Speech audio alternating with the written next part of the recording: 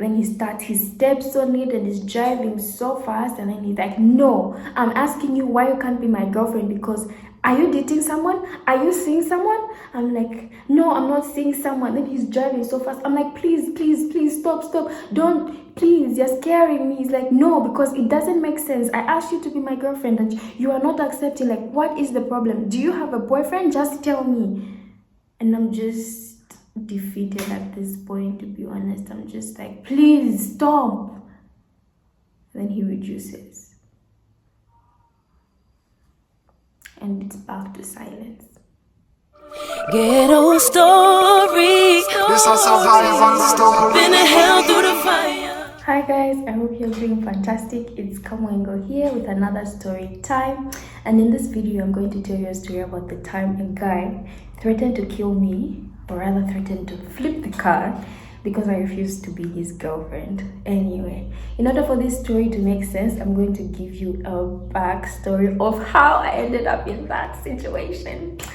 Anyway, in my previous video, I told you about how I almost got arrested because of this man. So this story comes just right after. Drama after drama after. Guys, my life. So anyway, I was still determined. At this time, I was determined to learn how to drive. So after that encounter, I was just like, this won't bring me down. I have to keep moving on. So anyway, I found another driving school and I went there. And the first day I went there, this same guy, we will call him Speed Trap. Because how? Yeah. This time when I went to this new driving school, the first day I met Speed Trap. Let me remember, Speed Trap. So I met Speed Trap and I found him teaching. And he was teaching, like, you know, the road signs and the rules and everything. If you've been to driving school, you know. So I sat there. I think I had made some payments. Then I sat in the class and I was watching him teach, and I could see him notice me, and I noticed him noticing me. So that's one of the same thing. But anyway, I noticed him noticing me. I was just like, cool. He continued teaching and all of that. So after the first lesson was done, like each lesson was about an hour or 50 minutes. I stayed for like 20 minutes and the lesson was done. So afterwards, I was thinking, like, because I went there late, he would give me like a separate lesson. So anyway, he never interjected. He was just like, hi, how are you? I noticed you're new. I was like, yeah, I'm new and I would like to learn how to drive. That's why I'm here. And he's like, cool. So he ran me through the program and what I should expect. And then he began to teach me, which was what I expected. So anyway, after that, he also started asking me personal questions like, what is your name? What do you do? And all of those things. Nothing unusual, but we did click. I can't lie. Me and Speed Trap, we really clicked. Okay? So he got my number and was all good. So at this time I had two numbers. I have my WhatsApp number and my regular number. So usually I give people my regular number because it's so easy for people to contact me on WhatsApp. But I want to give them a challenge, so I'll just give them my ordinary number. So anyway, the following day comes, we learn with another woman I was learning with, and then it so happens that Speech Trap, after the lesson, he calls me over and he's like, I noticed your number is not on WhatsApp. I would like to chat with you on WhatsApp. And I'm just like, oh, okay, WhatsApp. All right, don't worry, I'll text you. Cool is, I go back home. I'm a kind of person who, if I say something, I will do it. So I texted him and yeah, we started chatting. And I'm a chatty person. Like, I will not ignore you for no reason. So we started chatting. He told me about his life, his spirituality. He was very spiritual, by the way. His spirituality, how he's doing, everything about him, and I shared the same sentiment, just chatting. When I meet a person for the first time, my first intuition, like, me and this person could be good homies. Guys don't think like that, okay? Unless you have known each other from way back. But anyway, we're chatting, and then this guy takes a step forward and he calls me. And yeah, we chatted. He told me about his life, his mom, what he does. So anyway, the following day, we meet up again after lessons. We chat up more. And then I don't know, he shares something very deep with me about his life, his family, what happened in his previous relationship, and all of those things. And I'm like, who is? I think this is the point where me and my ex-boyfriend were on and off. Not on and off. This time we were off, but he was like still talking to me, and that didn't last long anyway. So I wasn't in the mindset like you and I are going to click in a point that we're going to date. And yeah, just dating him was not in my, mind. So anyway, we got really close. I can't lie, we got really close. Then we got really close. Then one Saturday, he asked me, let's meet in town. I'm just like, cool, let's meet in town. Like, I'm not one to object connections and interactions, because my first intuition is not you and I are going to be in a relationship, you and I are going to get married, unless I'm very into you and I'm in a psycho phase of my life. But this was not it. So I was like, cool, let's meet Saturday. We met by a cafe, and I think this was like 3 or 4 days into knowing each other, and we met intentionally on Saturday. And for some reason, this meeting didn't feel organic. It felt very structured. It felt like, he's calm, he's put himself together,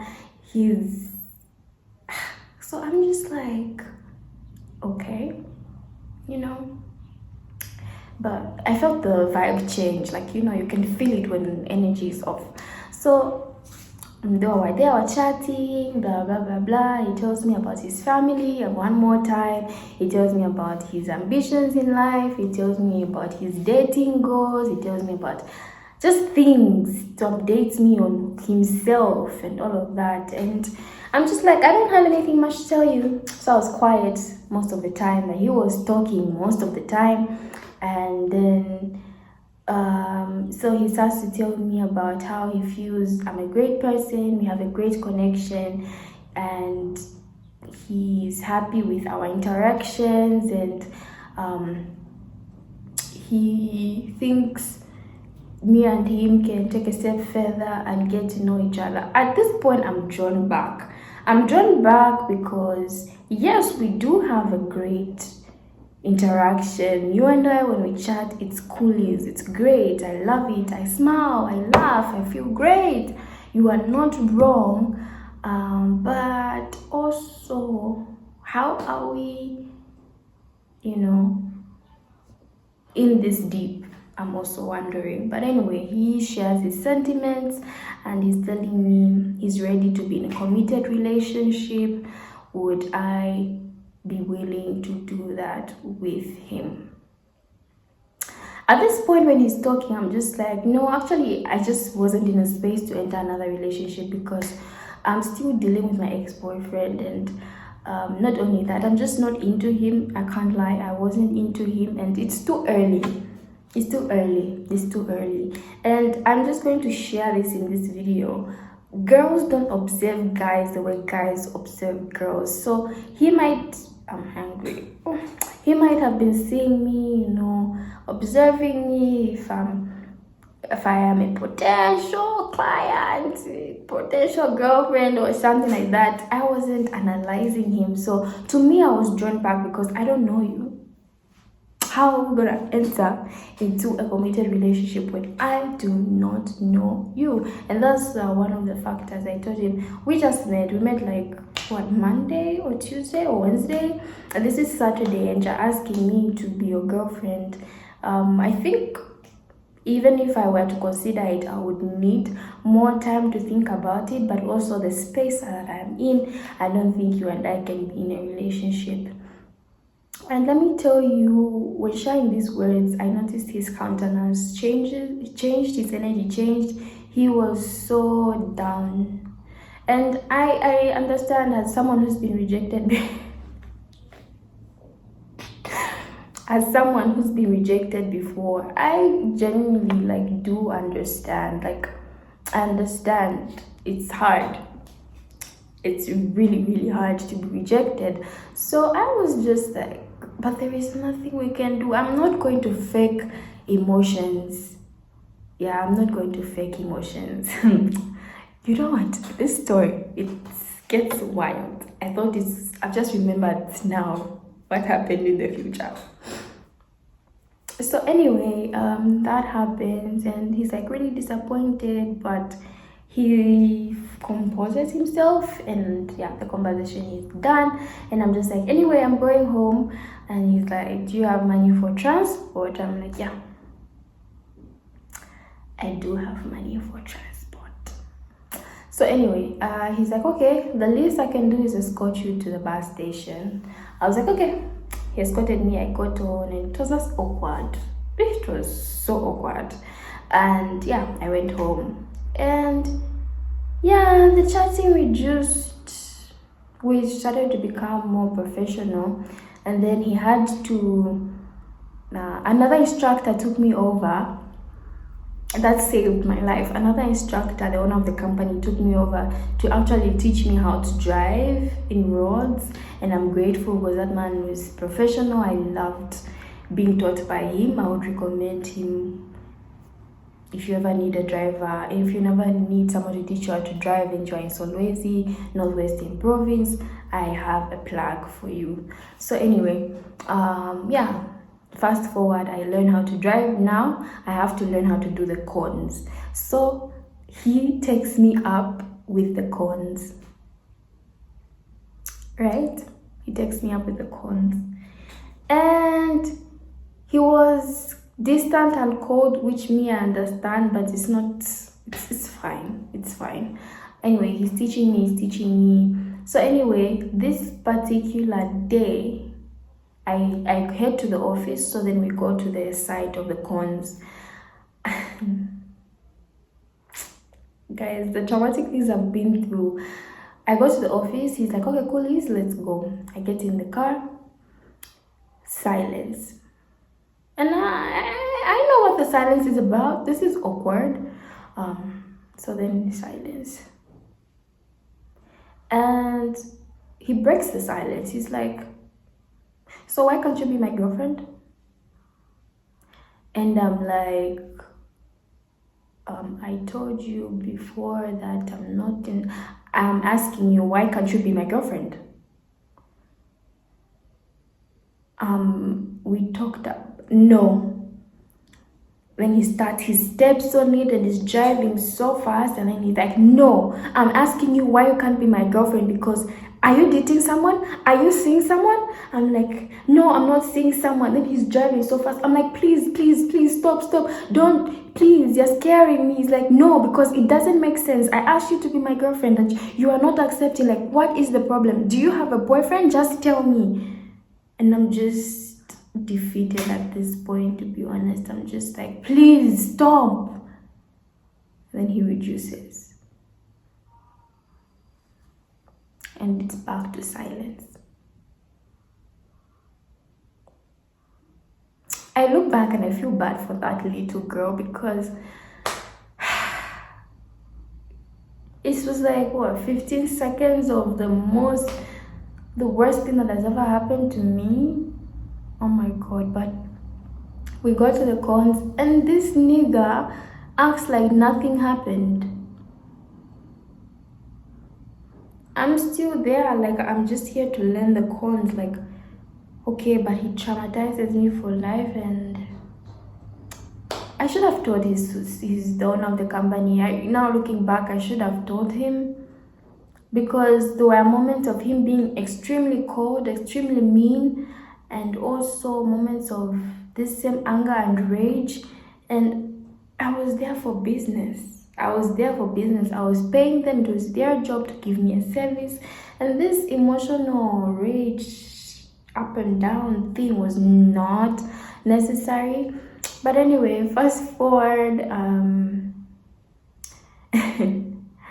I passed. Yeah, after fast forward, I passed my exams and all of that.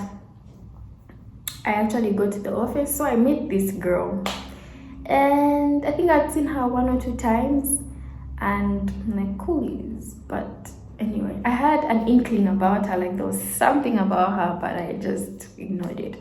So anyway, when I didn't pass my cons the first time, I passed the second time. So the second time when I went to do the cons, she was there with him, and I was like, what's happening here? What's happening here? But anyway, so it turns out that girl was the next girl he was vibing, or the girl he was vibing, or he was vibing me, or I don't know, just something in those lines. So anyway, he had bought, like, you know, those sachet waters, and they shared it. How I noticed that actually these two are something is that they shared the same sachet of water. I'm like, okay. And he was acting soft, and then I'm like, okay, it's her. So fast forward, yeah, this guy deletes my number because how? But I think I deleted his number first. I can't remember. But before he deletes my number, I think he deleted my number, then he added my number back. I remember he deleted my number, he added my number back. Then on his DP was this him and that same girl that I saw. That same girl. And anyway, I was just like, coolies.